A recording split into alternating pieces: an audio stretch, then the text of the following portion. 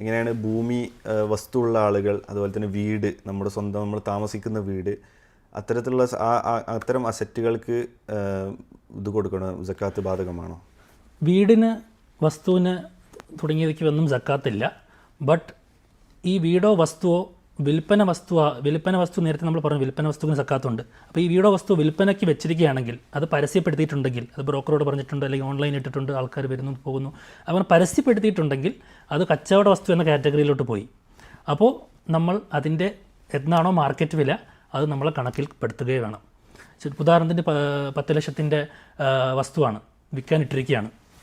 അപ്പോൾ ഞാൻ ആ 10 ലക്ഷം മാർക്കറ്റ് വില ഉള്ളത് ഞാൻ എൻ്റെ കണക്കിൽ പെടുത്തുകയും അതിൻ്റെ 2.5% എന്നുള്ളത് 25,000 രൂപ ഞാനത് കണക്ക് കൂട്ടുകയും ചെയ്യണം.